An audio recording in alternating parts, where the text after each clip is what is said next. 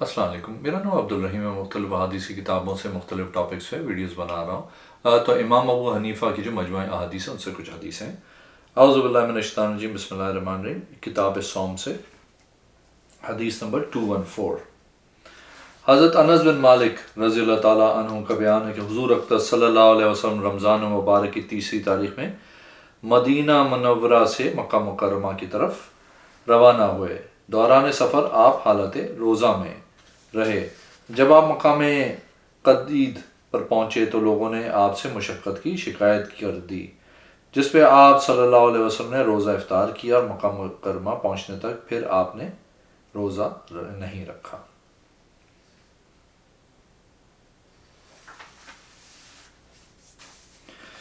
ایک اور حدیث ہے 215۔ حضرت انس رضی اللہ تعالیٰ عنہ کو بیان ہے حضور اقدس صلی اللہ علیہ وسلم نے رمضان مبارک میں مکہ مکرمہ کا سفر اختیار کیا تو آپ صلی اللہ علیہ وسلم آپ کے رفقا حالت روزہ میں تھے۔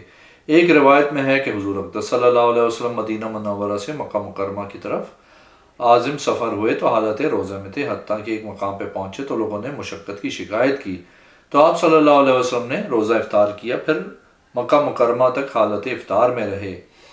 ایک روایت میں یوں ہے کہ حضور اقدس صلی اللہ علیہ وسلم نے رمضان المبارک میں مکہ مکرمہ کی طرف رخت سے سفر باندھا۔ آپ اور رفقا حالت روزہ میں تھے، حتیٰ کہ آپ ایک راستے پہ پہنچے تو لوگوں نے مشقت کی شکایت کی تو آپ صلی اللہ علیہ وسلم نے پانی طلب کر کے اس سے روزہ افطار کیا اور لوگوں نے بھی روزہ افطار کیا۔ ایک اور حدیث ہے 216۔ حضرت ابو ہریرہ رضی اللہ تعالیٰ عنہ کو بیان ہے حضور اقدس صلی اللہ علیہ وسلم نے مسلسل روزہ رکھنے اور چپ کر روزہ رکھنے سے منع کیا۔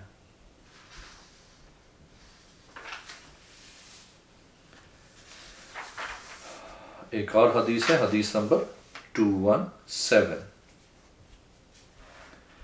حضرت ابو ہریرہ رضی اللہ تعالیٰ عنہ کو بیان ہے حضور اقدس صلی اللہ علیہ وسلم نے چپ کر روزہ اور مسلسل روزہ سے منع فرمایا۔ ایک اور حدیث ہے 218۔ حضرت ابو سعید خدری رضی اللہ تعالیٰ عنہ کا بیان ہے حضور اقدس صلی اللہ علیہ وسلم نے ایام تشریق کے 3 دنوں کا روزہ رکھنے سے منع کیا۔ اسی سند سے بیان کیا گیا کہ حضور اقدس صلی اللہ علیہ وسلم نے اس دن کا روزہ رکھنے سے منع کیا جس میں رمضان ہونے کا شک ہو۔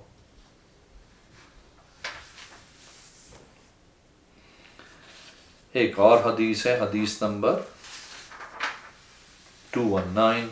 حضرت عمر بن خطاب رضی اللہ تعالیٰ عنہ کو بیان ہے میں نے زمانہ جاہلیت میں مسجد حرام میں اعتکاف کرنے کی نظر مانی تھی، اور اسلام قبول کرنے کے بعد میں حضور اقدس صلی اللہ علیہ وسلم سے اس بارے میں دریافت کیا تو آپ صلی اللہ علیہ وسلم نے جواب دیا تم اپنی نظر پوری کرو۔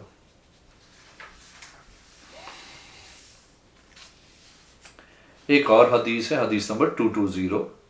حضرت ابو سعید خدری رضی اللہ تعالیٰ عنہ کا بیان ہے حضور اقدس صلی اللہ علیہ وسلم نے فرمایا جو شخص حج کا ارادہ کرے وہ اس کی ادائیگی میں جلدی سے کام لے۔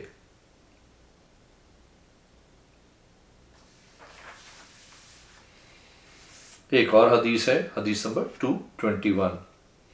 حضرت علقمہ بن مرثد رضی اللہ تعالیٰ عنہ کو بیان ہے کہ حضور اقدس صلی اللہ علیہ وسلم نے فرمایا حج کرنے والے کو بخش دیا جاتا ہے اور حاجی جس کے حق میں دعا کرے اسے بھی بخش دیا جاتا ہے۔ یہ بخشش کا سلسلہ محرم الحرام تک باقی رہتا ہے۔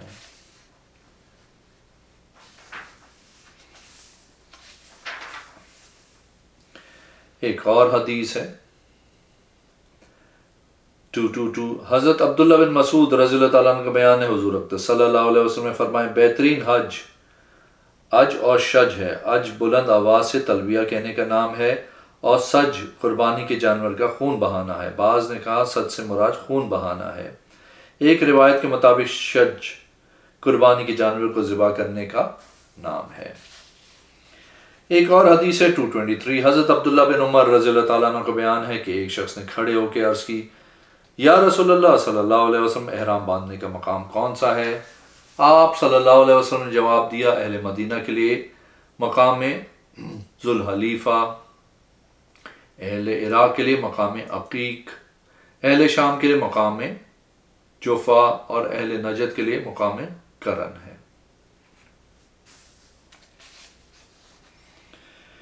ایک اور حدیث ہے، حدیث نمبر 224۔ حضرت اسود بن یزید رضی اللہ تعالیٰ عنہ کا بیان ہے کہ حضرت فاروق اعظم رضی اللہ تعالیٰ عنہ نے لوگوں سے خطاب کرتے ہوئے فرمایا، تم میں سے جو شخص حج کا قصد کرے وہ صرف میقات سے احرام باندھے۔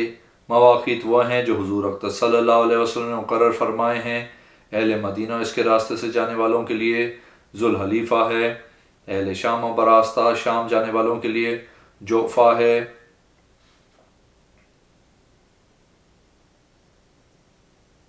اہل نجد اور براہ راست نجد جانے والوں کے لیے کرن ہے، اہل یمن اور براہ راستہ یمن جانے والوں کے لیے یلم ہے، اور اہل عراق اور براہ راستہ عراق جانے والوں کے لیے ذات ارک ہے۔ ایک اور حدیث ہے 225۔ حضرت عبداللہ بن عمر رضی اللہ تعالیٰ عنہ کا بیان ہے، ایک آدمی نے حضور اقدس صلی اللہ علیہ وسلم سے دریافت کیا، یا رسول اللہ صلی اللہ علیہ وسلم، محرم کیسا لباس زیب تن کر سکتا ہے؟ آپ صلی اللہ علیہ وسلم نے جواب دیا، محرم کرتا، امامہ، شیروانی، شلوار، ٹوپی اور ایسا کپڑا جس میں درس یا زعفران کے رنگ کی آزمائش شامل ہو استعمال میں نہیں لا سکتا۔ جس آدمی کے پاس چپل نما جوتے نہ ہوں تو وہ موزوں استعمال کر سکتا ہے، بشرطے انہیں ٹخنوں کے نیچے سے کاٹ ڈالے۔ ایک اور حدیث ہے 226۔ حضرت عبداللہ بن عباس رضی اللہ تعالیٰ عنہ کا بیان ہے، حضور اقدس صلی اللہ علیہ وسلم نے فرمایا، جس شخص کو تہمند میسر نہ ہو وہ پاجامہ استعمال میں لا سکتا ہے، اور جسے جوتے دستیاب نہ ہو وہ موزے استعمال کر سکتا ہے۔ ایک اور حدیث ہے 227۔ حضرت ابراہیم بن منتشر رحمۃ اللہ علیہ اپنے والد گرامی کے حوالے سے بیان کرتے ہیں، انہوں نے حضرت عبداللہ بن عمر رضی اللہ تعالیٰ عنہ سے سوال کیا، کیا محرم خوشبو استعمال کر سکتا ہے؟ انہوں نے جواب دیا، میں اس حال میں صبح کروں کہ تارکول کی مجھ سے بدبو آئے، اس سے بہتر ہے کہ صبح کرتے وقت مجھ سے خوشبو کی مہک اٹھے۔ بعد ازاں میں ام المومنین حضرت عائشہ رضی اللہ تعالیٰ عنہ کی خدمت میں حاضر ہوا اور ان سے دریافت کیا۔ انہوں نے جواب دیا، میں نے حضور صلی اللہ علیہ وسلم کو اپنے ہاتھ سے خوشبو لگائی، آپ اپنی ازواج مطہرات کے ہاں تشریف لے گئے، پھر صبح کے وقت احرام زیب تن کر کے محرم بن گئے۔ ایک روایت میں ہے کہ میں خود حضور اقدس صلی اللہ علیہ وسلم کو خوشبو لگا دیتی، آپ ازواج محترات کے پاس جاتے اور صبح ہونے پر احرام زیب تن کرتے تھے۔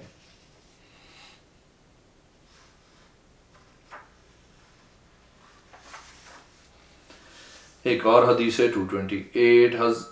جابر بن عبداللہ رضی اللہ تعالیٰ عنہ کا بیان ہے کہ حضور اقدس صلی اللہ علیہ وسلم نے اپنے صحابہ کرام رضی اللہ تعالیٰ عنہ سے فرمایا، وہ حج کی نیت سے باندھے کے اپنے احرام کھول دیں اور اسے عمرہ کا احرام قرار دے دیں۔ ایک اور حدیث ہے 229۔ حضرت جابر رضی اللہ تعالیٰ کا بیان ہے، حضور اقدس صلی اللہ علیہ وسلم جمعۃ الوداع کے موقع پہ جو حکم حج کو عمرے میں تبدیل کرنے کا دیا تو حضرت سراقہ بن مالک رضی اللہ تعالیٰ نے دریافت کیا، یا رسول اللہ صلی اللہ علیہ وسلم، کیا یہ عمرہ ہمارے لیے خاص ہو یا ہمیشہ کے لیے؟ آپ صلی اللہ علیہ وسلم جواب دیا، ہمیشہ کے لیے ہے۔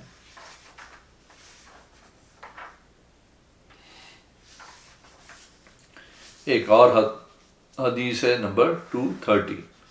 حضرت عائشہ رضی اللہ تعالیٰ عنہ کا بیان ہے، وہ حج کے ارادے سے مکہ معظمہ میں آئیں اور پھر وہ حائضہ ہو گئیں تو حضور اقدس صلی اللہ علیہ وسلم نے انہیں اپنا عمرہ ختم کرنے کا حکم دیا۔ ایک اور حدیث ہے 231۔ حضرت عائشہ صدیقہ رضی اللہ تعالیٰ عنہ کا بیان ہے، وہ حج تمتع کے قصد سے مکہ مکرمہ میں آئیں، پھر حائضہ ہو گئیں تو حضور اقدس صلی اللہ علیہ وسلم کے حکم سے انہوں نے اپنا عمرہ ختم کر دیا۔ ایک اور حدیث ہے 232۔ حضرت عائشہ صدیقہ رضی اللہ تعالیٰ عنہ کا بیان ہے، وہ حج تمتع کے ارادے سے مکہ مکرمہ میں آئیں، پھر وہ حیض سے دوچار ہو گئیں تو انہوں نے حضور اقدس صلی اللہ علیہ وسلم کی حکم کی تعمیل میں اپنا عمرہ توڑ دیا۔ پھر انہوں نے ابتدا سے احرام حج باندھا، حتیٰ کہ جب آپ نے مناسک حج سے فراغت حاصل کی تو وہ اپنے برادر حضرت عبد الرحمن رضی اللہ تعالیٰ عنہ کی رفاقت میں مقام تنعیم پہ جا کے وہاں سے عمرے کا احرام باندھ کے واپس آئیں۔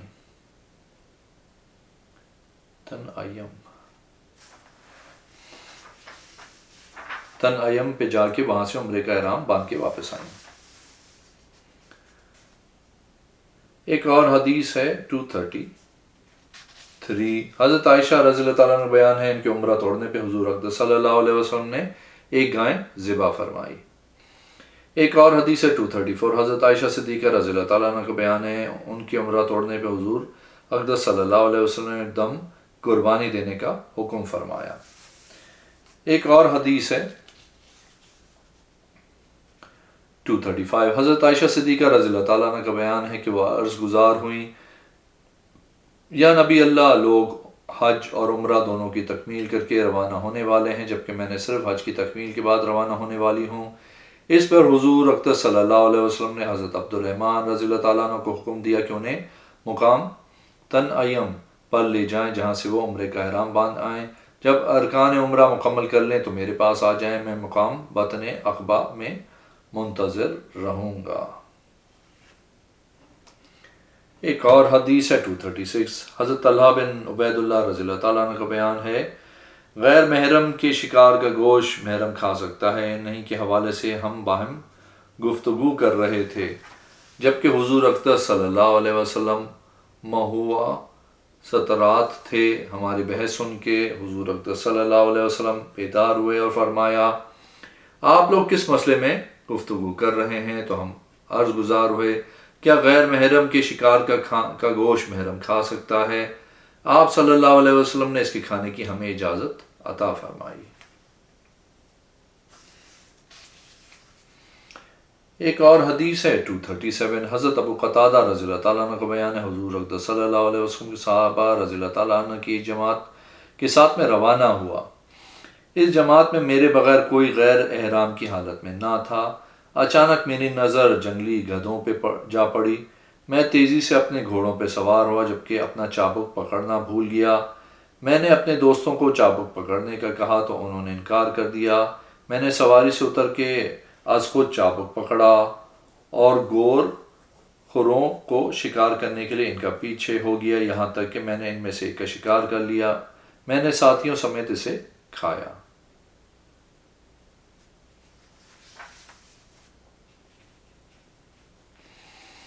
ایک اور حدیث ہے 238، حضرت عبداللہ بن عمر رضی اللہ تعالیٰ عنہ حضور اقدس صلی اللہ علیہ وسلم سے بیان کرتے ہیں، آپ صلی اللہ علیہ وسلم نے فرمایا، حاجی حالت احرام میں چوہا، سانپ، کتا، چیل اور بچھو کو ہلاک کر سکتا ہے۔ ایک اور حدیث ہے 239، حضرت عبداللہ بن عباس رضی اللہ تعالیٰ عنہ کو بیان ہے، حضور اقدس صلی اللہ علیہ وسلم نے حالت احرام میں حضرت میمونہ بنت حارث رضی اللہ تعالیٰ عنہ سے نکاح کیا۔ ایک اور حدیث ہے 240، حضرت عبداللہ بن عباس رضی اللہ تعالیٰ عنہ کو بیان ہے، حضور اقدس صلی اللہ علیہ وسلم نے حالت احرام میں پچھے لگوائے تھے۔ ایک اور حدیث ہے 241، حضرت عبداللہ بن عمر رضی اللہ تعالیٰ عنہ کو بیان ہے کہ جب سے میں نے حضور اقدس صلی اللہ علیہ وسلم کو حجر اسود کو بوسہ لیتے ہوئے دیکھا تو میں نے بھی حجر اسود کو بوسہ دینا ترک نہیں کیا۔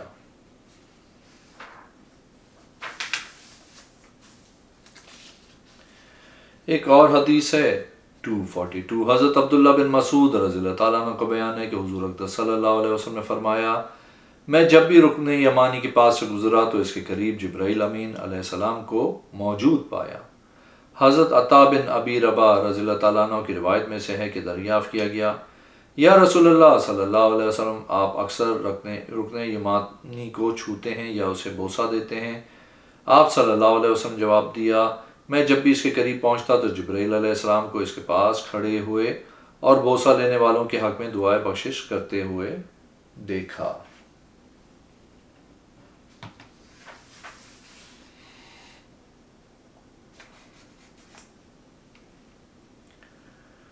ایک اور حدیث ہے 243، حضرت عبداللہ بن عمر رضی اللہ تعالیٰ عنہ کا بیان ہے، حضور اقدس صلی اللہ علیہ وسلم رکن یمانی اور حجر اسود کے درمیان پوری دعا کیا کرتے تھے، اللہم انی اعوذ بکا من الکفر والفقر والذل مواقف الخزي فی الدنیا والآخرہ، اے اللہ میں کفر، وفاقہ، ذلت اور دنیا اور آخرت کی رسوائی کے مقامات سے تیری پناہ مانگتا ہوں۔ ایک اور حدیث ہے 244، حضرت عبداللہ بن عباس رضی اللہ تعالیٰ عنہ کا بیان ہے، حضور اقدس صلی اللہ علیہ وسلم نے کسی مرض کے سبب کعبہ شریف کا طواف اپنی سواری کے ذریعے کیا اور حجر اسود کا استلام آپ صلی اللہ علیہ وسلم اپنی چھڑی مبارک سے فرماتے تھے۔ ایک روایت میں ہے آپ نے صفا مروہ کے درمیان سعی اپنی سواری پہ کی۔ ایک اور حدیث ہے 245، حضرت عبداللہ بن عباس رضی اللہ تعالیٰ عنہ کا بیان ہے، بے شک حضور اقدس صلی اللہ علیہ وسلم نے حجر اسود سے لے کے حجر اسود تک رمل فرمایا تھا۔ اگر آپ نے میرے چینل کو اب تک سبسکرائب نہیں کیا تو پلیز کیجیے، اس ویڈیو کو لائک کیجیے۔ اگلے میں انشاءاللہ حاضر ہوں گا۔ اللہ حافظ۔